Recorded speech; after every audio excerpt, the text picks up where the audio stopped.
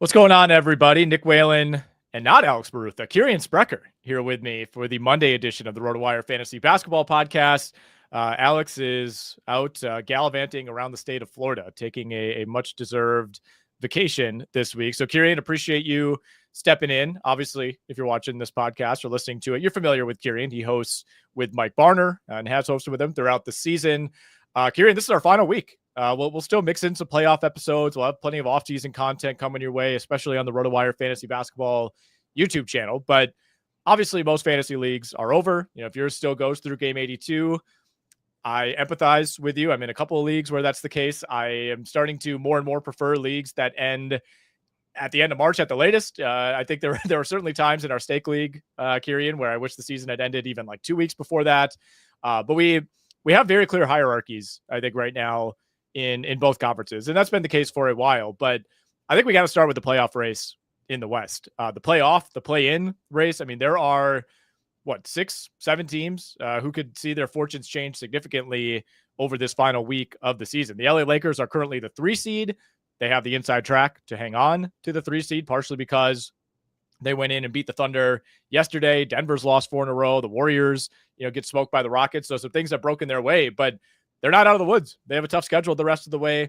The Lakers, the Nuggets, the Clippers, the Warriors, the Wolves, the Grizzlies. Those are your 3 through 8 right now in the Western Conference, currently separated by exactly 2 games. Crazy. Yeah, absolutely. And of those 6 teams, only Denver is the only team that plays 3 times this week. The rest of them play 4 times. And then you have 3 matchups with those 6 teams. So Memphis plays Minnesota on Thursday, Denver plays Memphis on Friday, and the Warriors play the Clippers on Sunday. So this is anything goes. All 4 of these games, 3 for Denver, is going to be really important down the stretch. And like you said, the Lakers have the inside track to that 3 seed. If they do get that and the rest of the teams end up tied, the tiebreaker would go to the T-Wolves and then the Clippers and then the Warriors, Nuggets, Grizzlies. When I'm looking at this group of teams, I think the Grizzlies are the odd team out. Ja Morant hasn't been able to stay healthy. He's right now, it's just an illness, so it's not, an actual injury. He should be back soon. But the firing of Taylor Jenkins has them in flux, and I have no idea what's going to happen with them. The rest of the teams, I feel at least somewhat confident about the rest of the teams. Alex and I have talked about this for weeks, and I think we had both kind of fallen into this cycle. And I think a lot of people have. I think anybody who's watching these teams closely of, overvaluing a team at a time and then jumping off of them. And then when you think they're dead, all of a sudden they win 8 out of 10. Like every single one of these teams that we mentioned in this range has had so many ups and downs just since the All-Star break, right? Not even going all the way back to the beginning of the year when, I was like done with the Timberwolves 10 games in, and, they've proved me wrong on that. But Denver has been the team that I pointed to for most of the season as, okay, if somebody's going to knock off OKC, who can do it? And it's still probably Denver for me deep down, but I can't say that with extreme confidence, right? I mean, this is not the time of the year when you want to be losing 4 in a row. Jokic missed some time. They've had guys in and out. All these teams have excuses every now and then for why they'll drop games, but there's been some puzzling results for every single one of these teams. Memphis obviously has been down lately. Now they've won 2 in a row.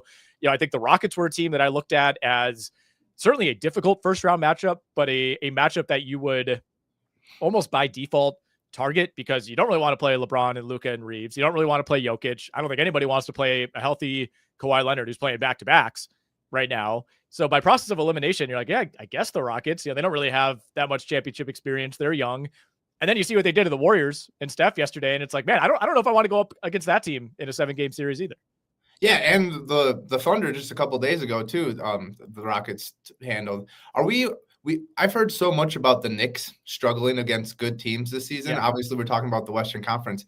OKC is 9-12 against Denver, Houston, Golden State, Minnesota, the Lakers, and then we throw Dallas in there because Luka was on that team for a couple of times. So, are you just as worried about OKC as we are about New York? Are you not worried about either of those teams? I saw that tweet going around, and initially I was like, wow, what a good stat. And it's a little bit cherry picking to me. Yeah. It's like they're 3-1 against Boston and Cleveland, and I think that matters to me just as much as any of those West games. I mean, maybe the greater point here is that OKC is beatable, right? Like obviously they're the best team in the West. They deserve to be the 1 seed, no question about it. They've lapped the field, but I don't feel the same way about this Thunder team that I do, say, the 2017 or 2018 Warriors, right? Where it just felt like somebody needs to get hurt. Maybe 2 guys need to get hurt for the Warriors to be vulnerable on their way to the finals. And I don't have that level of confidence in this Thunder team. That's exactly what I was going to say. Like when me and Alex have been talking recently, it's like this OKC team is historic by the numbers. Like they're a pretty historic team. They're doing crazy things that we haven't really seen before, but I still don't like, for whatever reason, I feel like we don't have as much confidence in them. My pick at the beginning of the year was Boston OKC to go to the finals. And as we've gotten closer and closer, like OKC hasn't done anything to disprove that notion, but as we get closer, I'm getting more and more nervous. Just to wrap up this Western Conference talk, looking at the Lakers schedule, they play OKC again on Tuesday, and then Dallas, Houston, Portland. Like two games against the top teams in the Western Conference, and then two games against teams in the bottom of the conference. I think the Lakers need to win at least one of those games between OKC and Houston to lock this up. Are you on the same wavelength? Yeah, mathematically, that's the math, and you got to kind of go through and like do the tiebreaker work to figure that out. But they can't fall into the play-in zone if they win at least one of those games, and it kind of remains to be seen which will be the most winnable. It's like OKC on Tuesday. On one hand, it's a revenge spot for OKC. You're playing at home for the second time in 3 nights. On the other hand, OKC has everything locked up, and I think it's hard to kind of conjure up that playoff mindset for what is ultimately a pretty meaningless game. You got Dallas on the second night of a back-to-back. The Mavs are, still fighting to lock in their spot in the play-in zone in the West. They are currently 2.5 up on the Phoenix Suns. So they'll be in a very good position to do that, but they're not totally out of the woods. That should be, in all likelihood, a motivated Dallas team. Houston on Friday. That one we'll see, because Houston could have essentially the 2 seed locked up at that point. So maybe you're catching a less than 100% Houston Rockets team. And then Portland, game 82, who knows? Portland's eliminated. They can't really do anything to change that, obviously, right now. I would expect them to still play that game hard. You got a chance to maybe play spoiler if the Lakers don't have things locked in.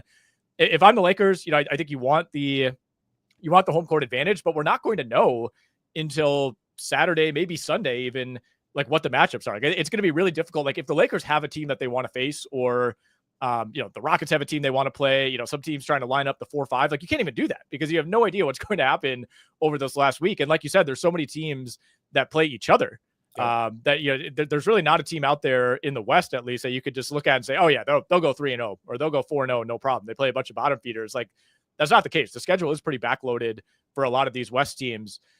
Are we pulling the plug officially on the Phoenix Suns? If you haven't pulled it already, I have yanked it months ago. But the Suns are mathematically still alive going into this final week.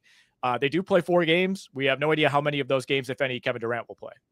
Yeah, I think more importantly, if Bradley Beal plays all 4 of those games, that is just the same as if Kevin Durant plays or not. To me, I pulled the plug on the Suns a while ago. My thing going into the regular season was Budenholzer is just going to get them through the regular season, and then these superstars can finally show what they have in the postseason. It just has been a mess from the beginning, and I don't want any stock.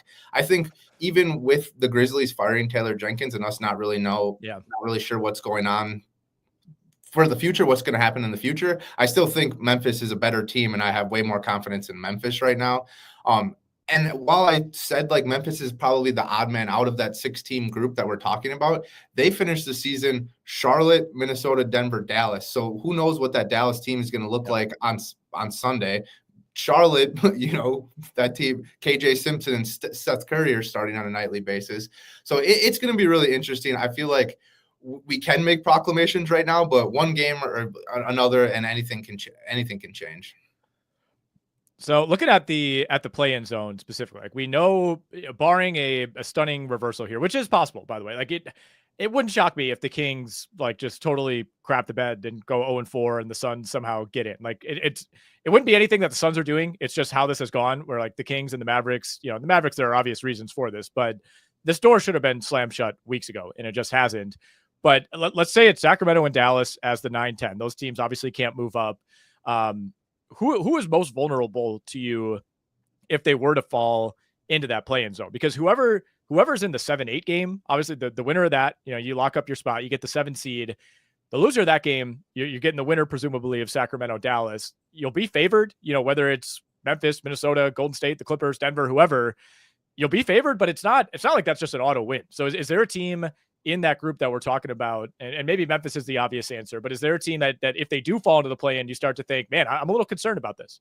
So that's interesting because I actually have two different answers. I think Okay. Memphis is the odd team out there, but I think the most vulnerable to a Sacramento or Dallas team would be a team that lacks size. Because if Dallas moves on and they have Anthony Davis, Derek Lively, and Daniel Gafford all healthy, like that's pretty formidable. So maybe like the Warriors, you're gonna have Quentin Post, Draymond. How many fouls is Draymond? Who's gonna be the ref of that game? How many fouls is Draymond gonna get? If he gets 12, maybe they get away with it.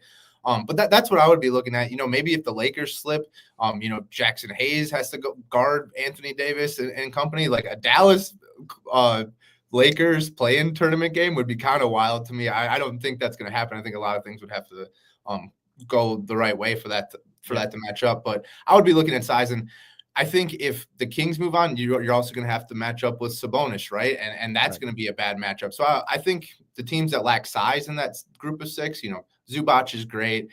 Jokic is obviously great. Yep. T-Wolves have a great front court. So I think those guys are fine. And then with Memphis, like Zach Edey's been playing really well. Brandon Clark's not there anymore, or hurt, so he's not going to be available. But I like their front court too, especially when Jackson's playing the four. Anything could happen in a one-game setting, I think, between these teams. And I'm with you that Memphis, on paper, I think they have to be viewed as the most vulnerable, just given everything that's happened with this team over the last few weeks. But again, Memphis could beat any team in the Western Conference on any given night. So a much different picture in the Eastern Conference, Kirien, where we know the play-in teams already. It feels like that's been settled since January 1st, essentially. Orlando, Atlanta, Chicago, Miami, those are going to be your 4 play-in teams. But we have no idea what the order is going to be. Those 4 teams separated by just 3 games. All of them have 4 games this week, including a couple matchups against each other. It's going to get wild. Nobody's really going to care about it because it's the Eastern Conference and we're going to be so focused on the West. But you look at Atlanta, should have 2 free wins, you would think, against the Sixers and the Nets, but they play Orlando twice this week. Yeah, that's going to be tough. As a Bulls fan, I bought my ticket to the play-in tournament before the season even began. You can lock that in. We might actually host a game this time, so that'll be kind of fun. Orlando has been one of those teams, we're talking about the Western Conference ebbs and flows. Orlando has been one of those teams where I'm on them and the next week I'm off and then I'm on again and then I'm off. They were dealing with injuries and you're like, oh, well, when they get healthy, like everything's going to be fine. And then they did get healthy and things still weren't fine. Jalen Suggs isn't going to play again this season, but Franz and Paolo are playing really well. The Magic, I've talked every time I talk about the Magic, I talk about Paolo Banchero because I think he's one of the best, brightest superstars in this league. And I would not want to play him in a 1-game setting. I would not want to play him in a 7-game setting. I think the Hawks are going to be in trouble in a matchup with that sort of situation. Like you look at Richache, he's been playing pretty well. Like he hasn't hit the rookie wall. He kind of just been steady. It's a couple huge explosions every now and then, but it's mostly just steady production. I don't think you can count on anyone in Atlanta to like rise to the occasion except for Trae Young. And then in Orlando, I look at Paolo and Franz, and I think they have more star power. And in those types of settings, you need to have the star power to get you your baseline. Yeah, I've been impressed with Richache over the second half. Last 12 games, he's still only playing like 27 minutes per game, but 16 points, 49% from the field. Still going to be nights. He had the 36-point game against Milwaukee a couple weeks ago, and then 18 total points in the next 2. Like the consistency hasn't been there, and really hasn't for any rookie, I guess, outside of Stephon Castle, who's just kind of padding numbers. But second half of the year, if you go all the way back to January 30th, so 31 game sample for Richache. 15 points, 4 rebounds, 1.5 assists, just over a combined block and steal per game, 50, 41, 75 shooting splits over a 30-game sample. I think you'll take that. When they get Jalen Johnson back and, presumably add to this team this offseason, we'll see where he ultimately fits in. But I think considering how underwhelming it was to jump up to the number 1 pick in that specific draft, and just kind of feel like, I guess we'll just take this guy. It's kind of our only option. Like I think this has worked out pretty well. It's worked out pretty well for Atlanta. At the very least, you've gotten a high level role player. So again, looking at the play-in zone in the East, we could try to project, who's going to be the 7, 8, 9, 10. I really don't know. I truly have no idea. I will say Miami has the easiest remaining schedule in the NBA this week. They play Washington, New Orleans, Philly, and Chicago. So that Chicago game will be big. Should be 3 other wins, you would think, for Miami. But again, who knows which of those 4 teams, if any, could mount any sort of challenge to the Cavs or Celtics. And I think we can comfortably say they're not going to win the series, but like which of those teams could at least put a very small, minuscule scare into one of those teams? Well, let's just start with the Heat real quick, because you mentioned they can jump into that 6-7 matchup and avoid the single elimination in the first round. Their entire starting lineup is questionable tonight, except for Khalil Ware. So like I want to assume that Wiggins is going to come back from an absence. Hero missed a game recently, so like it's kind of weird what their strategy is right now. I don't really think those are real injuries. I think maybe Miami thinks we're in. Let's just focus on getting healthy, and then we'll see where it goes, and maybe we can win these games even without that. I would say the Magic again, as the only Eastern Conference play-in team that can make an impact, and that's just because of Paolo. Like Paolo would need to have a superstar type performance for them to win a game or two, and that would be a huge win for them after going 7 in the first round against the Cavs last year. All right. I think that's fair. I do want to highlight a comment that we got here from our guy, Aaron. He said, I may have already said it on Twitter and Discord, but it's Championship Monday. Finished 19-1. Only loss is by 9 points. I will forever deeply appreciate KPJ, of all people, for saving my title and for RotoWire suggesting him. So thank you, Aaron. Really, really appreciate you following us along, as so many of you have this season. Kevin Porter Jr., of all people, saving your championship season. Congrats, man. Aaron also did say, as a Bucks fan, I don't want to play Indy. Interesting. Okay. I don't love that matchup necessarily, especially if you are a card carrying pessimist like me and you're just not expecting Lillard to come back. I mean, best case scenario, he's coming in cold to some game in this series. I'm just setting that aside.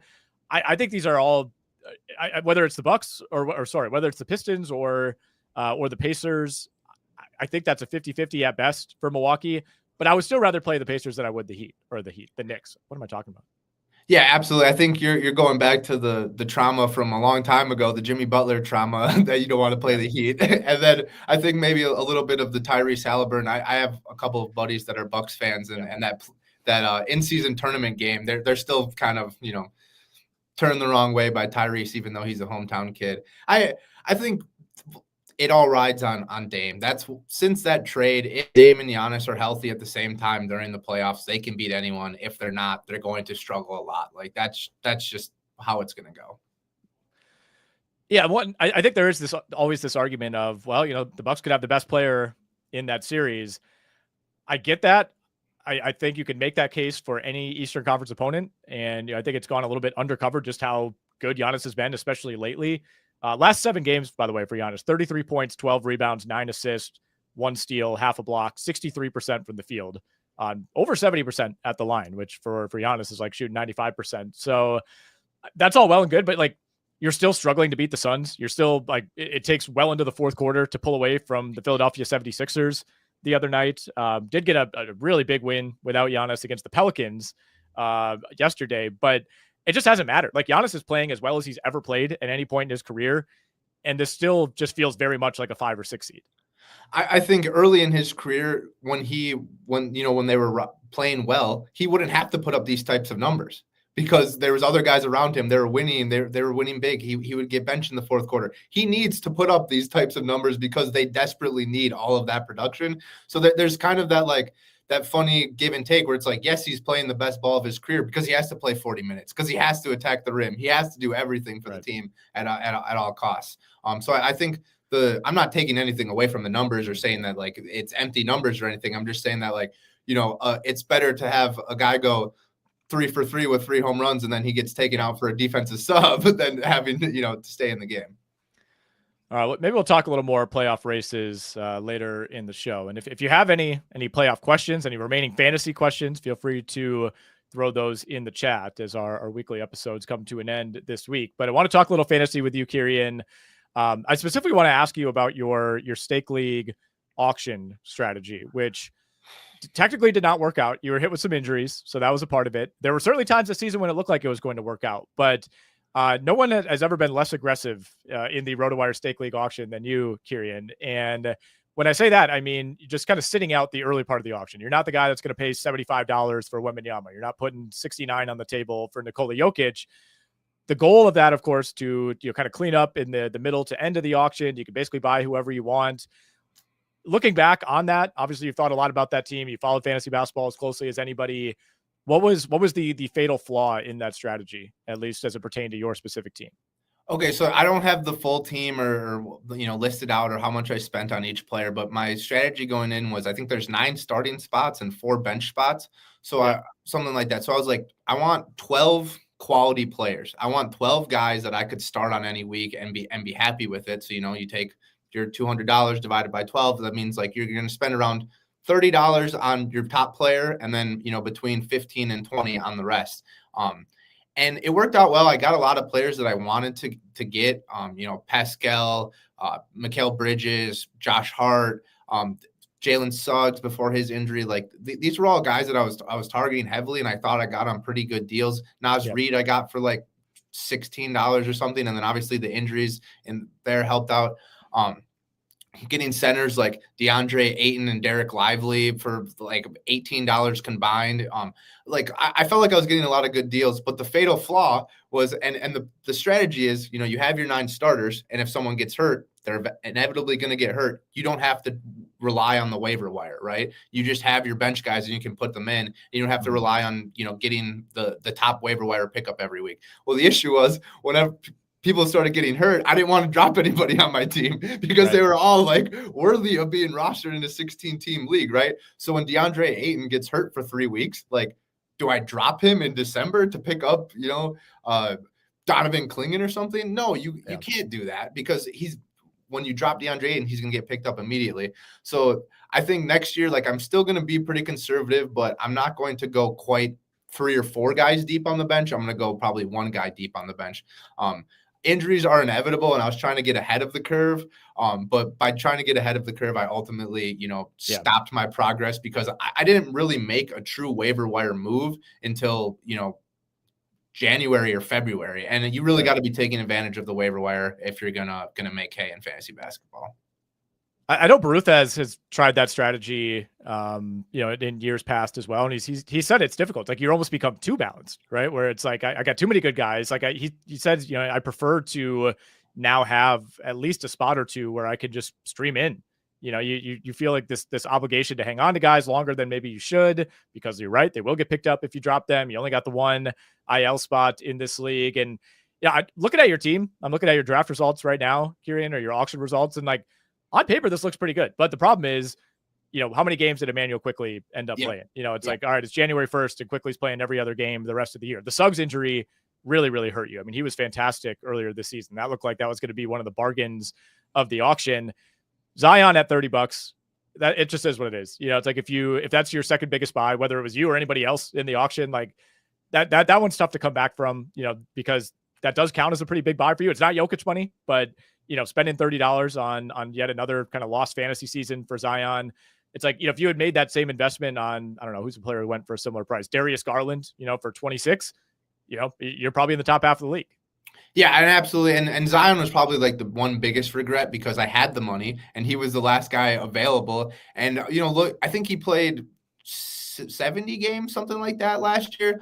So there was that track record of, I was like, okay, maybe I can spend a little up there, but that was definitely the biggest regret. And it was immediate, like I was like, I can't believe I'm doing this, but he was the last guy available. And I thought, even if he played 50 or 60 games, I'd get my value back. It was tough.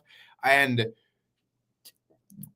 just looking back on it, when you see guys move up and down, this is a 16-team rotisserie, 8-category leagues. And the reason why I was so conservative is it's stake league. So the bottom 8 have to pay for the top 8 for a steak dinner. So I wasn't trying to win it. I was trying to finish 5th or 6th. And in doing so, I finished 9th or 10th or maybe even lower than that. But it's one of those things where you see the guys moving up and down the standings. It's because of huge performances. It's not because like, oh, I had the guy that I streamed in got 18 points and 8 rebounds. It's like, no, it's because, Giannis had 60, 20, and 20 or whatever. It's not because of the small things. So I probably will be investing in a superstar and hoping that they carry me to as an eater next year.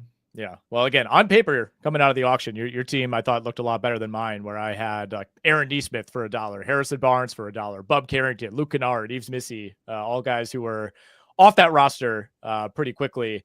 Got a few questions stacking up here in the chat. Admiral Nita says, any predictions on the final week rest schedule for Kawhi Leonard, Porzingis, Miles Bridges, and RJ Barrett? He's in a 12-team 8-cat. So presumably this thing is going through game 82. So best of luck.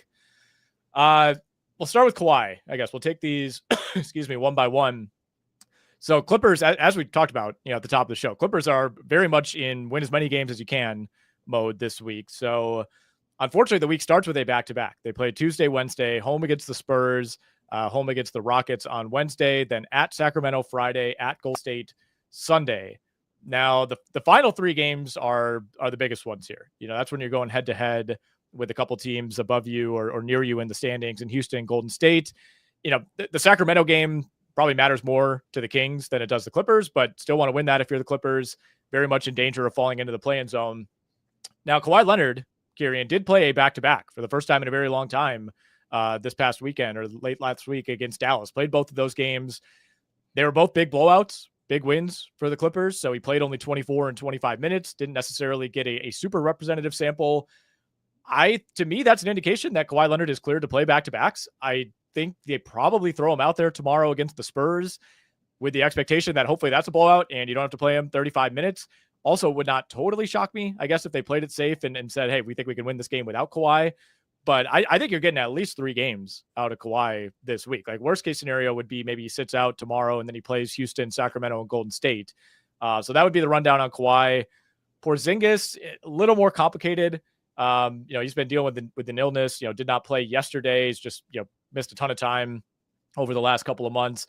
Boston also plays back-to-back Tuesday, Wednesday at the Knicks, at the Magic, Friday and Sunday. So same relative schedule as the Clippers, but Boston is essentially locked in to the 2 seed. So that one I would worry a lot more about. Like if Porzingis is not 100%, like I don't think you just shut him down for the week. You don't want him essentially having 2 weeks off before the playoffs because of the play-in week. But there's no real reason for Boston to push him like there is for the Clippers. Yeah, I totally agree with all of that. I think the Leonard situation is funny because it's like, do you play him in the game that you can win with him, for sure, and then you rest him for the second half? Yeah. The other against the better team. The other thing with the Kawhi is he played only 25 minutes in the second half of that back-to-back, but he scored 29 points, had 3 steals, and was 12 for 19 from the field. So like that is a fantastic performance. I would assume that he's all systems go and he's trying to gear up as much as he can. And then the Porzingis situation, they're fully locked in. So like, I would say it would be a win if you got 2 games out of Porzingis. Mm-hmm. So Miles Bridges, another 4-game guy, another Tuesday, Wednesday, Friday, Sunday guy. Charlotte right now has the 3rd worst record. They want to make sure they stay in the bottom 3. They are 2 games clear of New Orleans. That's the only team, I believe, that could catch them, barring the Sixers winning out, which I don't think is going to happen. I don't even know who has the anti-tiebreaker in that matchup, but they're in a very good spot, essentially, is what we're saying, to hang on to those bottom 3 odds. They're not going to jeopardize that. So I would not be shocked, I guess, if Miles Bridges sits out one of these next 2 games. They play Memphis and Toronto. Every game is very losable for the Hornets. I think if they could go into Friday, Sunday, knowing that they're locked into the bottom 3, then you got nothing to lose at that point. Bridges has kind of avoided the rest that, Mark Williams and LaMelo Ball were subject to. He's really only missed like 1 game in the last month and a half. So I think if this is your final week in your league, which of course it is, I think you kind of have to roll the dice on Bridges, and you hope that you could put him in a spot. There's only 2 games tonight, right? So the week basically starts tomorrow. Yeah. So we should have at least some sort of update on whether he's questionable or could miss one of those back-to-backs, but I think expecting 3 games out of him would make sense. And then RJ Barrett, I don't know. I do not know. It's every other game. It's been every other game for him and Emmanuel Quigley and Pirtle. They're like alternating them. I would assume that's going to continue. Yeah, and they're basically locked into the 7th worst odds. That's been the case for a while. They won too many games over the last couple of weeks. So it's like if they were going to pull back on this rest for Barrett, they could have done it already and haven't. So that one, I think we just kind of have to follow the pattern. He hasn't played more than 2 games in a row since like end of February. And full disclosure, like from from a RotoWire perspective for projecting him, like I feel weird projecting him to miss every other game, even though that's the trend, because that there just hasn't been like firm reporting on that. So we may be projecting him to play all of those games, but like I feel my gut instinct is that there's no reason that they're going to stray away from this. And then the Miles Bridges thing, the only funny, they're 1-8 in their last 9 games, and the only game they've won was the second half of a back-to-back, and Miles Bridges played. So maybe they're like, hey, you're not going out there for the second night. We need to keep losing these games, man.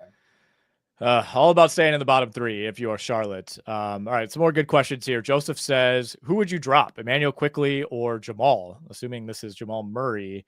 Got no rating on Jamal's injury right now, but IQ at most plays 2 games. Was thinking about picking up Jared Butler. So yeah, looking at Jamal Murray, obviously did not play yesterday, has not played in 5 in a row. It's really hard to say. Nuggets don't play until Wednesday either, which is tough because so many teams do play tomorrow. So we might not really get that update until Wednesday afternoon, Wednesday evening. It's a late tip at Sacramento on Wednesday night. But if he's able to play, I think he's going to play, right? It's like, this is not a rest situation for Jamal Murray. The Nuggets should want to do everything they can to avoid the play-in. I don't know. We don't have any more information than you do. I would say if you can configure your lineup to have that flexibility going into the Wednesday game, that would be great. Because I think if he's back there Wednesday and he doesn't tweak anything, he should play the rest of the week, but it is only a 3-game week for the Denver Nuggets. Joseph also says, do you expect Portis to be slid into the starting lineup tomorrow? Is he worth an ad? Yeah, out of nowhere, Kirien. Kind of forgot about this. Bobby Portis, eligible to return from his 25-game suspension just in the nick of time for the Milwaukee Bucks. So they play 4 games, Minnesota tomorrow, Pelicans Thursday, Pistons Friday, Pistons again on Sunday. Those Pistons games could end up being massive. I don't know if he starts right away. He's kind of been the fill-in starter when Giannis sits. Obviously, the Dame injury has happened while he's suspended. So it's possible they could move him in. They might, just keep rolling Ryan Rollins out there. I don't think it matters if he starts, though. Like, I think coming off of a 25-game suspension, I guess I'd be a little surprised if he starts. But either way, once he's ramped up and maybe, he's been able to practice and whatnot, it's not like this has been an injury. So he, in theory, should be ready to go. I don't think it matters if he starts. I think the minutes would probably look about the same. And yeah, I think he's an ad. I mean, especially if you're in a deeper league, you're not going to find anybody who's as proven as Bobby Portis, and for a team that wants to win as many of these games as it can. Yeah, I have nothing to add there. I think he will come off the bench unless Giannis is sitting again. But even if he's coming off the bench, he plays. He's Bobby Portis. He plays BP's role. Grab some boards, hit some threes. Aaron says, do mock drafts help in basketball like they do for fantasy football? I know that's not really the scope here, but that's my main fantasy sport.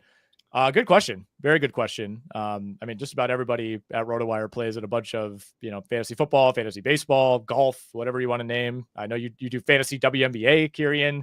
I think they help. I mean, I wouldn't say I do a ton of mock drafts. I more so use like best ball as my mock drafts for both basketball and football. I've already done like 5 fantasy football, best balls over on Underdog. So where'd you take Travis Hunter? Where'd Travis Hunter go?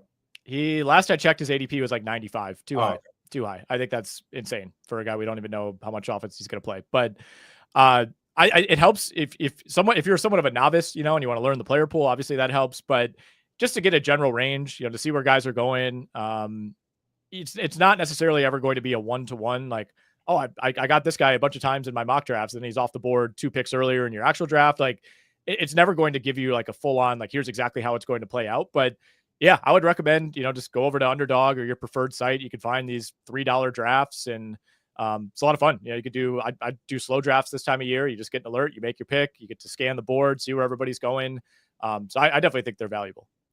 I think Aaron is in a points league, if I'm not mistaken. So I think points leagues mock drafts are a little more, I don't know what the right word, reflective of what you might actually see in a draft than when you get into the categories and you got 8 categories, 9, 12 whatever. So if you're in a points league, I think mock drafts are very helpful. I think they're beneficial either way. But when you get into the category rotisserie style leagues, the variance is a little much for me. Yeah, I mean, variance and just the idea of having to target a certain build like that you don't get in fantasy football. It's just, fantasy football is basically almost always points based. So it's going to reflect a fantasy basketball points league a bit more. All right, we'll hit a couple more questions and then finish out here. Christian says, should I avoid good star players on bad teams moving forward for next season? Shutdowns are a major buzzkill during and before the fantasy playoffs. Yeah, very good question. I think we've all been victimized by the Raptors and the Hornets and the Nets and the Jazz at some point. And this does kind of tie into what Derek asked here. He says, wait, why are we not talking about who to target in fantasy drafts? So that will be our topic to finish out the show, Kirien. This is a good jumping off point though. Like, are you to the point where you're going, unless there's a major slide, which is the obvious caveat for just about anybody, like I'm not drafting Lauri Markkanen. I'm not drafting Zion Williamson. I'm not drafting LaMelo Ball. Are you at that point, or is there still a case to be made that maybe this is the year? So you look at like a guy like LaMelo Ball, he was still being drafted at the end of first rounds last year. Like, that's what's crazy to me. Like, I think there's value.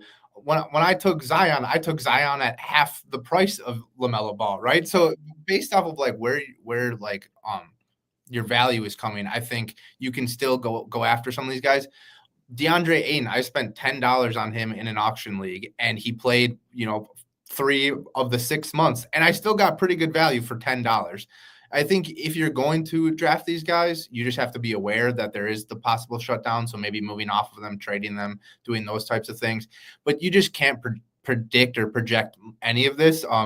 You look at Nikola Jokic, Jalen Brunson, both of these guys, Jamal Murray, multi-game absences during the fantasy playoffs, and they're good players on good teams that theoretically should be winning. Yep. They just suffered an injury and need to get healthy for the playoffs. Or you look at the Celtics now, or the Rockets, they're essentially locked into their playoff spot. So like, they're good teams, right? But they're still going to be resting guys because they're locked in. Yeah. So it's not totally predictive, but it should be in the back of your head. It should be part of your equation. I think for the obvious teams, it should be. Now, if you got got by the Memphis Grizzlies last year or the Pelicans this year, it's like, I don't think anybody was like going into the year. It's like, you know what? New Orleans is going to have the worst injuries in the league. They're going to struggle to win 20 games. That one you couldn't have seen coming. But I think what Charlotte did this season, Utah, Washington, etc. I think Philly's kind of in a separate discussion where you were either kind of in or out on. I was off Philly all season. I had nothing with the Sixers. Yeah, and something like, I think it's easier to project in the NBA than it is other sports. I think in the NFL, it's like, half the playoff teams turn over every year. You see a team win 4 games one year and 11 the next year, like the Commanders. That just doesn't really happen that much in the NBA. It's like, for the most part, the teams that we think are going to be bad tend to be pretty bad. So it's pretty easy, I think, to forecast at least the 3 or 4 teams to potentially stay away from. All right, we'll finish out with this, Kirien. I've talked about this with Brandon, with Alex on other episodes, but I want to get your take on players that you are already looking forward to targeting next season. Like, guys that you're saying, like, I don't care what the ADP is, I'm willing to pay it. So this is interesting because I've spent so much time looking at guys that I won't be drafting anymore. Yeah. Well, you could go that way too if you got names on hand. No. So this is a great question. I think I'm probably going to be doubling down on Keyonte George again. He just had this huge game. I think I was taking him at pick 100 in most drafts. And I think he's going to drop even farther. So you get him for like that $1, the free waiver wire pickup after a week or two. So maybe you don't even have to draft him. I thought I was really high on him this year. I thought he was going to take over and the threes were going to outweigh, the poor shooting percentage and everything. And then Isaiah Collier stepped up and he was the MVP of the Jazz. I don't know. I just still like his play style, and Will Hardy confuses me. I want to like him. I've wanted to like him for a while now, but the rotations and what's going on, I don't know if he has pressure from the organization to make some of these moves, but it's really hard to me. I see Aaron said Jalen Johnson. Jalen Johnson was my big target going into this year. I don't know if you remember the Vegas draft. I took Johnson with I picked 30 or something, and I was like, he's going to be the best fantasy player on the Hawks, and that came true for a little while. So I haven't gotten too much into who I definitely want. I mentioned Josh Hart, Jalen Suggs. Those were must-have guys for me this year that I got around $5. So I don't have any of those types of guys yet where I'm like, I'm going to get them for cheap and that they're going to be studs. But I think there's going to be some players this year that we completely forget about. you look at like Tyler Hero versus LaMelo Ball. I thought they were Yeah. both pretty similar players. Injury issues when they play, they're fantastic. Last year, LaMelo was going pick 15 and Hero was going pick 50. I took Hero in a lot of leagues, and obviously I got super lucky that he stayed healthy and that Jimmy left. But even if those things didn't happen, Hero was still going to return value at pick 50, or had a better chance of returning value at pick 50 than LaMelo did. Yeah, I think that's all accurate. I mean, I just kind of worry about the Jazz overall, of course, although at some point they have to start trying to contend. And I guess Keyonte George is young enough that he, for the most part, has avoided the shutdowns that have basically killed the fantasy value of guys like John Collins and Lauri Markkanen and Jordan Clarkson. I mean, some of the names that I mentioned in recent episodes, guys who I was either in on this year or they took another leap. And I like Zubac is at the top of the list for me. The problem is, I think this past year was the last year you're getting the normal discount on Zubac. Yeah. Like he's probably going to go at a point in drafts where I still think he can meet value and maybe exceed it, but not by a ton, not as much as he did this year. I think everybody's kind of on to him. I think you could say the same thing about Josh Hart. You're no longer getting he's just a role player discount. He's just been too good. He stayed too healthy. Josh Giddey is an interesting one for me. I'm very curious to see where the pricing comes in. And I was curious on Josh Giddey this year. Did not end up with as much of him as I thought I might, but I think especially over these last couple of months, the fantasy upside specifically has been confirmed for Josh Giddey. I don't see the Bulls making a ton of sweeping changes necessarily to this roster that would really impede him. But he's another guy like Zubac that has been so good, and there are going to be people eager to draft Giddey that I think the draft cost might reach a point where it will be difficult to get a really big time positive ROI on that. So we talked about Josh Hart. You look at Derek White 2 years ago. Christian Braun has kind of been that same type of guy this year where I love him, but I don't know is he going to be a $25 guy? Is he going to be a $12 guy? Like, I'm not really sure where he's going to be valued going into next year, but I absolutely love him.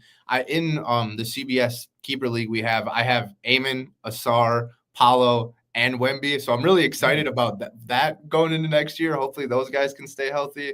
Mixing a little Kobe White action, a little Tyrese Maxey action, but I got to see where the values are before I start finding my guys for next season. I do think there could be some value in Toronto because I think that's a team that will not be doing what it did this year, barring some really bad injury luck. Like this is a team in theory that's built to win now.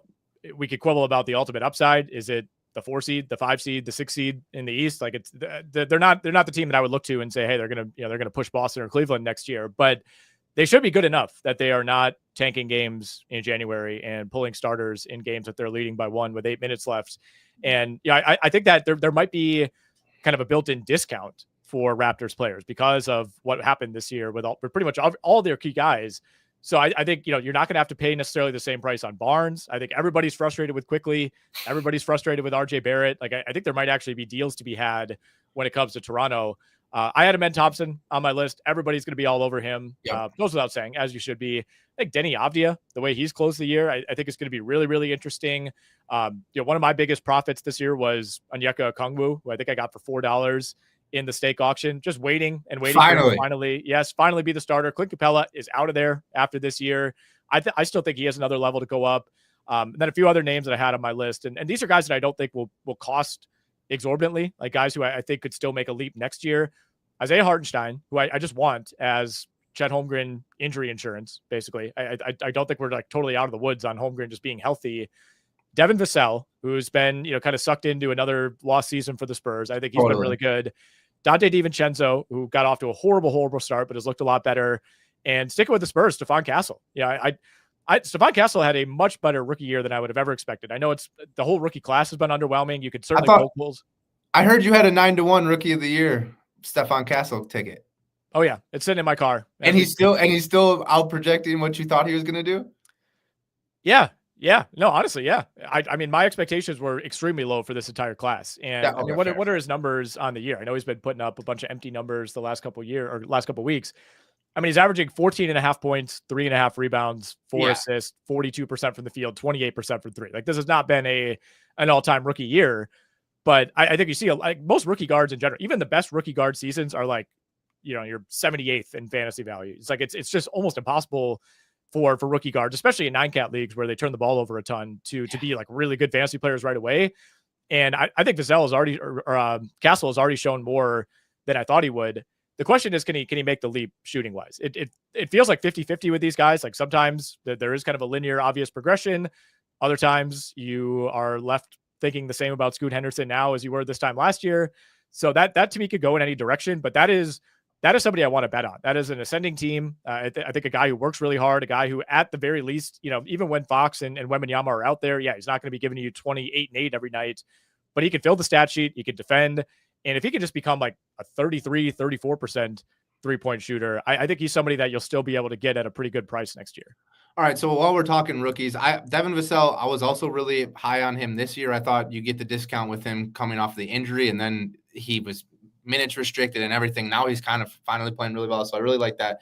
But ending on the rookie conversation, if the Rockets move off of Fred VanVleet this year, there's a club option for next year, a $45 million club option for next year. So that's, he hasn't been playing very well.